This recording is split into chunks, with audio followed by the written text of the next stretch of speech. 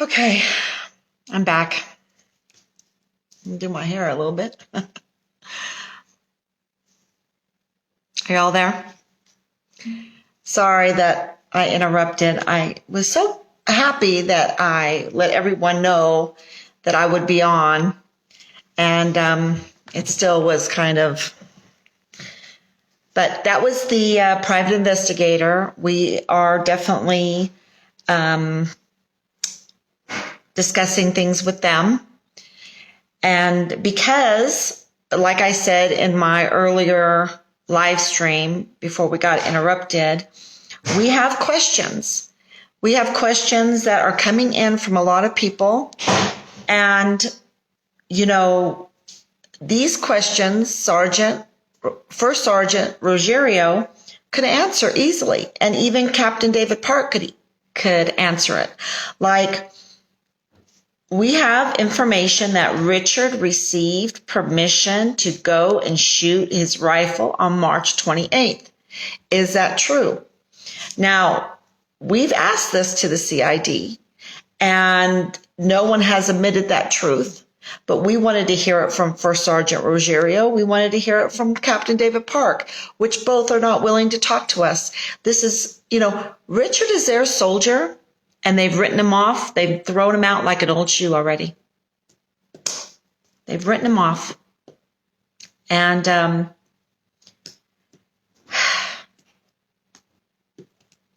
anyway, I think that's really pathetic. Really pathetic. God help us. And what family in their right mind would want their child to go into the military? Just because you're enlisted doesn't make you a FPOS if you get in trouble. Sorry. It doesn't mean you are a lesser person. You can get out of the Army and you could go and do something really great. You could invent something. You could give a service to people. And those very people that gave you a hard time in the Army might call you for your services in the future. So to treat people like that is disgusting.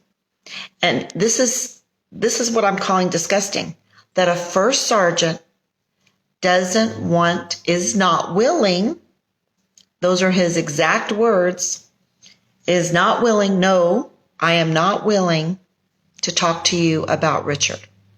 That's pretty bad. Pretty bad. So we're sending that because, you know me, I get evidence. So we're sending that up the chain. I think my husband already did.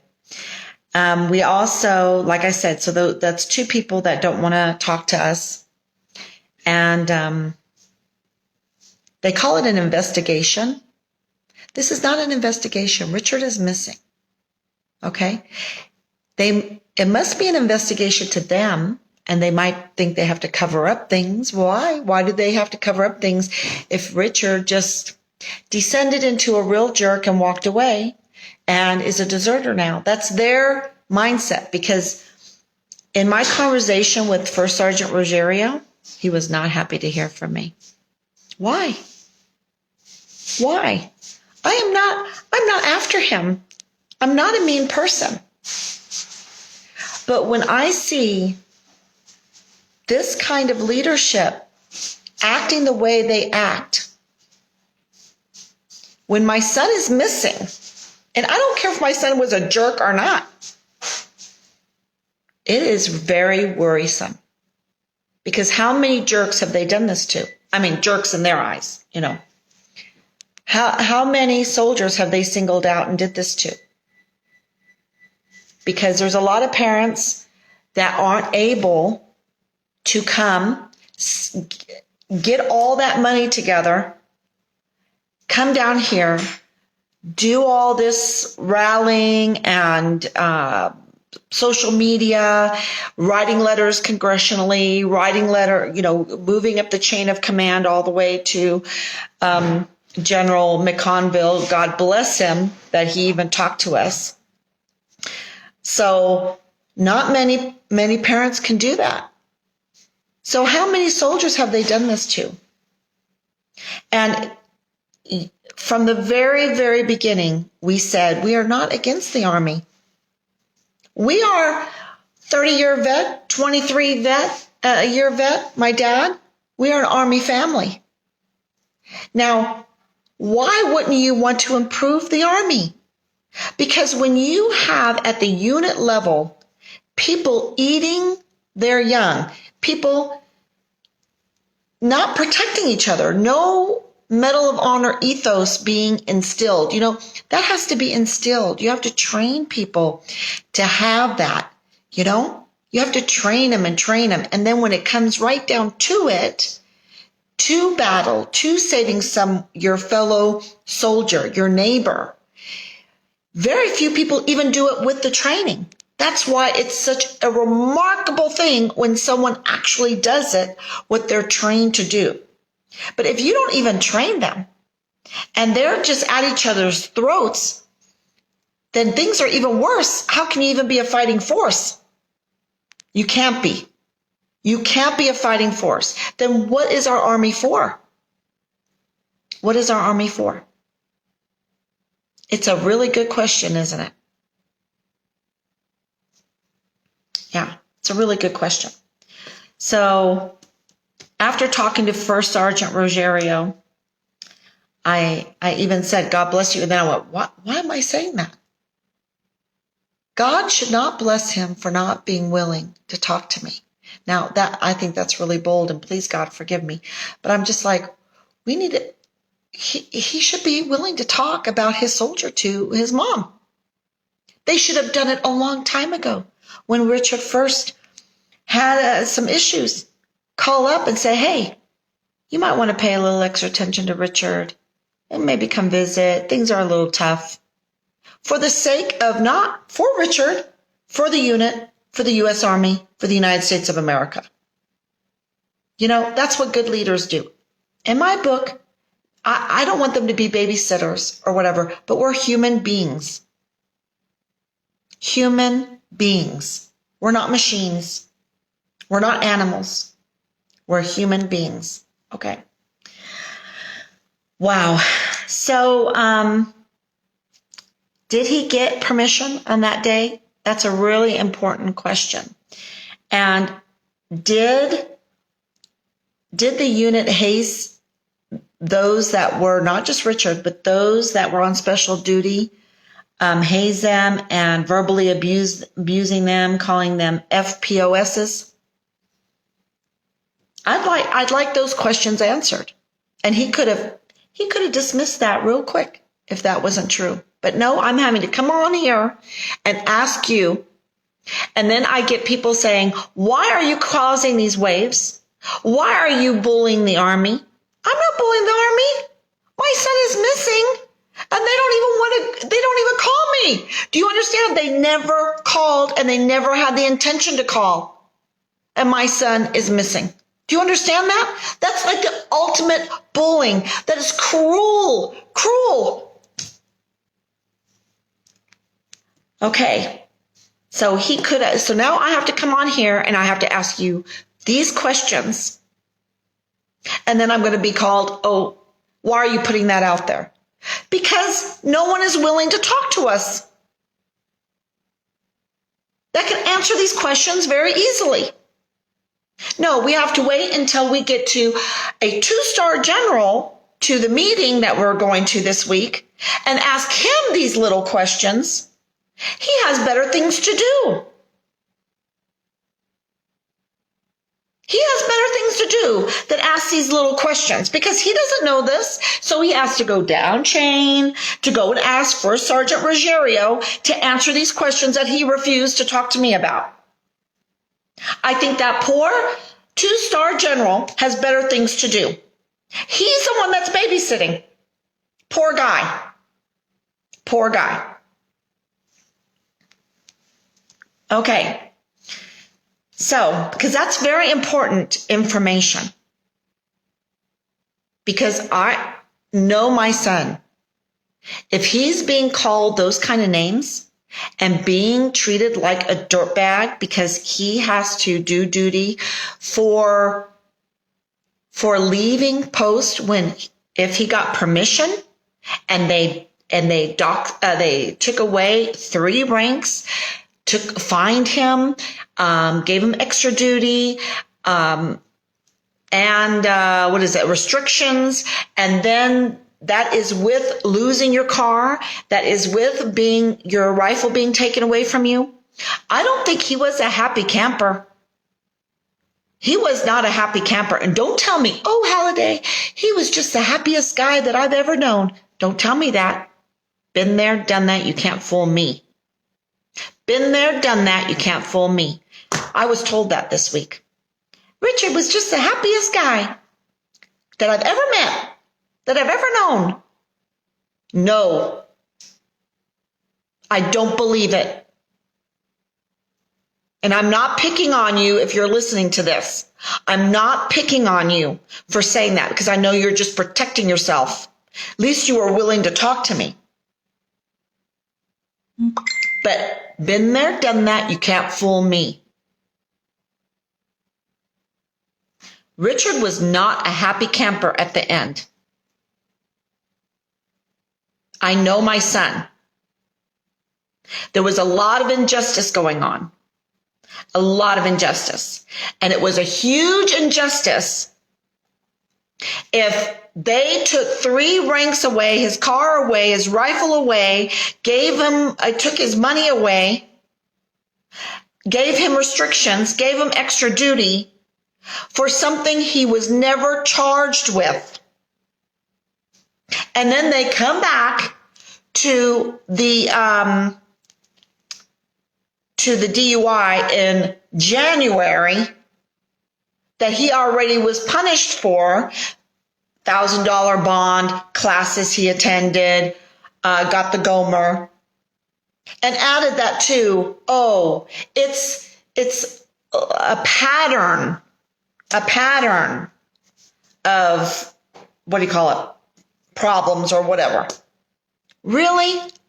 It sounds like a pattern of poor leadership, a pattern of failures of leadership. That's what it sounds like to me.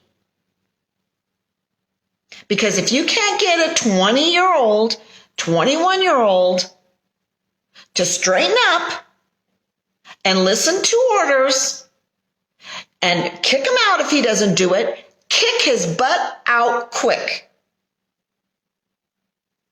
But not death by 1,000 cuts, so that at the end of the day, he is fighting back, because Richard wasn't like, those few good men, like I don't want to fight back. I'll just take it. That was not my son. If you're picking on him, he's a black belt. He has a brain, in his head that is pretty consistent and concrete. He knows what he believes. He's clever. And he has a pride, and he has an honor. And you go in there, first in basic training, first in AIT, 500 reward, 300 plus PT score, guidon bearer, combat lifesaver, 3 AAMs, and then all of a sudden they're calling you an FPOS?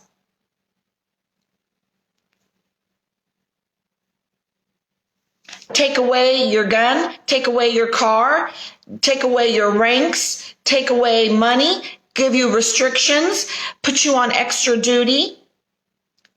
And then you don't think someone with honor and pride and dignity and a head on his shoulders and a black belt and strong guy is not going to fight back? And then you get mad if he does fight back? And what happened then? And what happened then? That's why we need a private investigator. What happened when he fought back? Because that is what I think happened. Because there's no sign, no proof of life.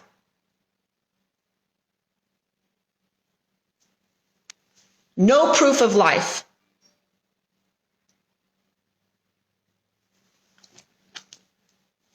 Show me proof of life. Show me that he went AWOL 1 to 3 weeks before he was getting out of the Army. Prove that to me. There's no CCTV footage of it.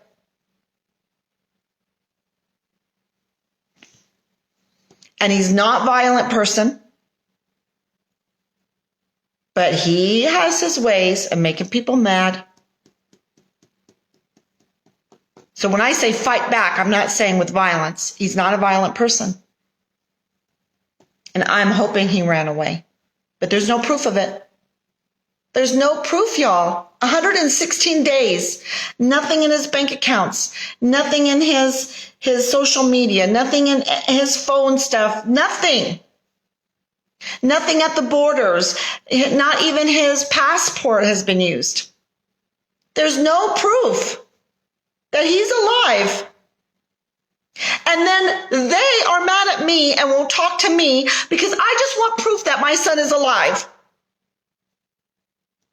I want them to tell me. Did someone give him permission? Did someone call him an FPOS over and over again with others? Did he fight back in his way? How did he fight back? Not showing up? Not showing up for your extra duties? Is that what he did at the end? Did he laugh in your face? Did he laugh in your face and say, I'm out of here, I'm not coming? And what did you do to him when he did that?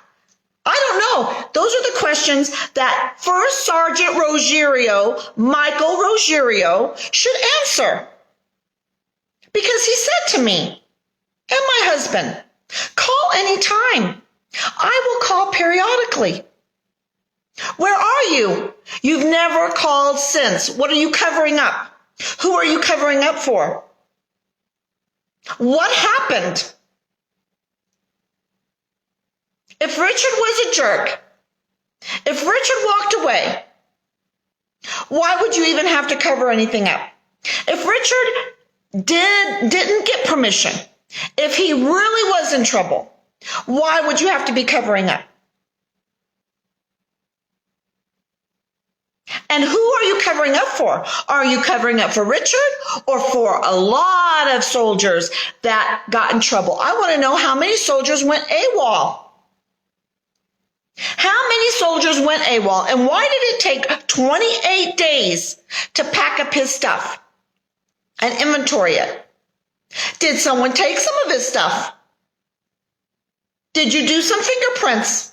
Why did it take 7, 8 people to pack up 3 boxes of stuff? He didn't have much.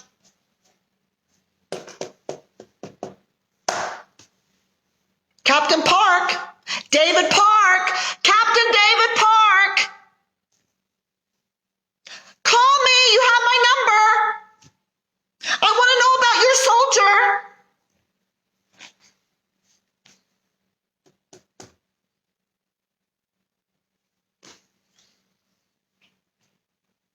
This is fear. I'm not afraid, y'all. I'm not afraid. I'm not afraid. If this is evil stuff going on, I'm not afraid.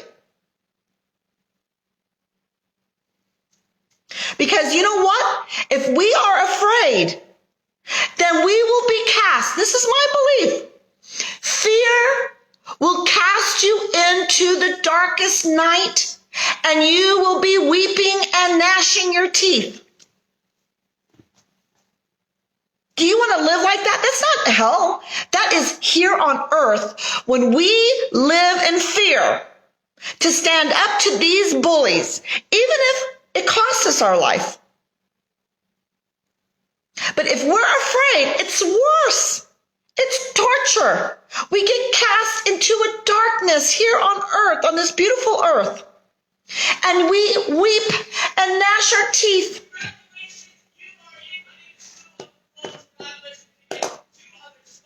So, I've been asked about the money, if we are still offering a reward money. And the money is there for a reward. But because of the ransoms, we have been told not to advertise for that because of the ransom calls we were getting. Plus also that reward money, the money that's coming in, we use also, and you can read it on our GoFundMe, to pay boots on the ground and all the things that we've been using to do everything. Okay? So we have people that are in Juarez. We have people here. And they haven't gotten much of the money because we're so tight on that money. So when you get, well, Donna was calling her passive aggressive people, they need to realize that this is complicated. You are up against $1 trillion DOD. And it's very hard to move that heavy institution. They're very heavy. Very hard to move them. And it's very hard for that huge $1 trillion institution to care for a little private at the time. Remember, he was demoted from E4 to private. Boom. To care for a private. To nurture those young people that are looking for a better life, that are looking to be trained and learn things while they're serving our country. To nurture them, to train them. Yes, some of them are jerks. Let me tell you, I have 4 children. All my children, I called them brats. All of them. They were all brats. And I had to tell them, you need to say thank you. You need to say you're welcome. You need to come and give me a good night kiss. You need to say good morning. You need to respect other people. Don't hit your brother. Don't hit your sister. Do not hit your sister at all. Boom, you're in big trouble because when you get older, you're going to be much stronger than these women. No way. No way. You have to train people to say thank you, you're welcome, the fighting spirit, the Medal of Honor spirit, ethos, to do their duty. Why it's important to do their duty. You don't call them F and POSs because they got a DUI. The Army can't handle DUIs? What are they? Really? Really? Oh, that's so bad. Well, let me tell you, not looking for a soldier is a lot worse. Is a lot worse. And I know drunk drivers have killed people. Well, then they need to be punished. I'm not saying we should fluff it off or slough it off. But that they go in with death by 1,000 cuts for a 20-year-old. Going from one parking lot to the next. I'm sure he got on the road. I don't know. They should have just slammed him. But then it goes on and on and on and on. Like torture. It's like Hammurabi's Law. Oh, you stole $1, so off with your hands. I mean, that's like extreme. There's no justice in them. They're so afraid of God. They're so afraid of God. Oh, no, we have to be neutral. No, you're never neutral. You're either satanic, you're either like tyrannical, or you are humble to God and say, I want God's justice because God's justice is true justice. You steal $1, you have to give $2 back and say you're sorry. That's God's justice. Most people don't even know what restitution is because it leads to restoration.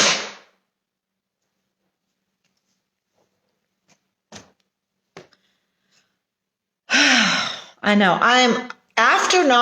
After that phone call, I'm a little, and then after talking to the PI, I'm a little bit wound up. So I'm really sorry. But we request copies of the warrants. And if they can't give us the copies of the warrants, we would like the cover of the copies of the warrants. Just give us the cover. You could redact things. Nope, they won't give it to us.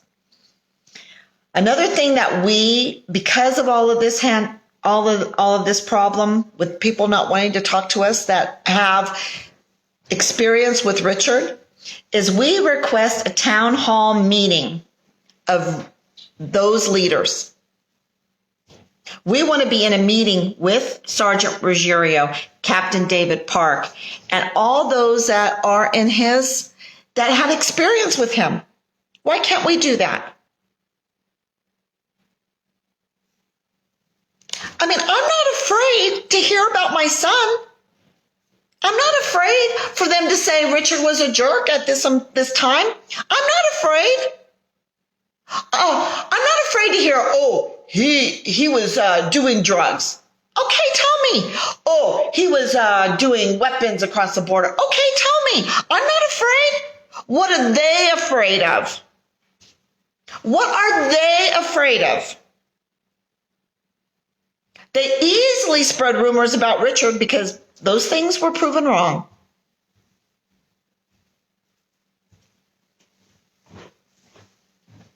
So far, no evidence of anything like that. The only evidence we have is that he got the DUI and he disobeyed a command order on March 28th. Those were the two things he did wrong. That's it. That is it. Because they can't even use that border U-turn against him because there was no charges made. He didn't do anything wrong. Yet he lost his car and he lost his weapon. What in the world is going on? What are they afraid of? And it's not afraid like, it's afraid of like, holidays, we can't talk to you. Why are you mad at me? You're the ones that turned a stellar soldier into a deserter. Why are you mad at me? I'm not even mad at them for this atrocious thing. I'm trying to work with them, with my husband. What are they afraid of? Wow. They have a $1 trillion DOD behind them. They could get lawyers, investigators. Money is nothing for them, nothing. And they're afraid of little old Halliday family?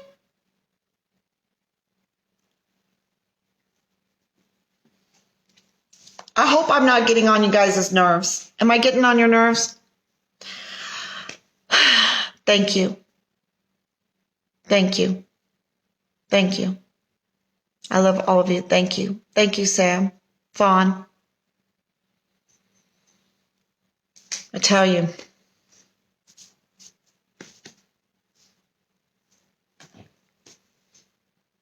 What happened to Richard? 116 days, no proof of life. No proof of life. Why didn't he tell me? Because he knows I fought like hell for him not to join the Army. I did. He thought he would be a blessing to the Army. He thought he could handle it.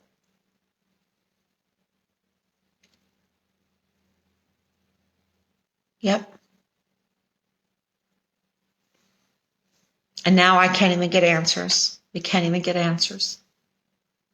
We need private eye. That's it. Lawyers and private eyes. That's where we're at. So, we're going to be at a rally. We're having a rally today, and I spent a lot of time last night making a bunch of those prayer candles cards because they are a winner. Nothing can replace them. They make such an impact, and we need all the prayers we can get. And even, and I know this to be a fact, even cartel members, I have given those prayer candles to. And when they read that card, they have to pray. They're praying just by reading the card. And God's Spirit never comes back empty. And so right now, we really need to pray for Sergeant Ruggiero, because I've heard really good things about him. He must be scared stiff about what? I don't know. And we need to pray for Captain Park. I don't know much about him. So, and we need to pray for all the leadership in the U.S. Army, in our military. And we need to pray for all those young sons and daughters that are unjustly treated.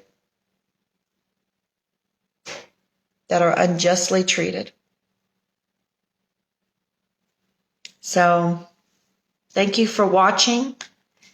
And I will keep you updated all the time, because this is all about people. We would not be here without you sharing, commenting, sharing. When, they saw 40,000 shares on Hannah's Instagram, that's when they called. It's all about people power.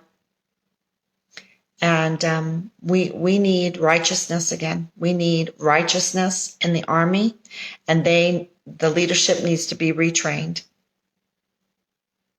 If this is systemic, they need to be retrained, because this is not good leadership. We're not going to have. We could have so many more Medal of Honor recipients if we would train better. So, yeah.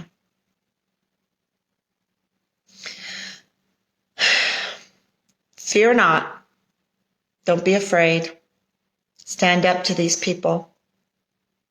Stand up to them. And once you put on the purple, remember, once you put on the purple, you never take it off, Theodora said. You stand up to the enemy coming at your gates. You charge them, and somehow, some way, God gives you victory. It might not be what you think is victory, but don't side with those that said, Barabbas, Barabbas. You need to side with Christ.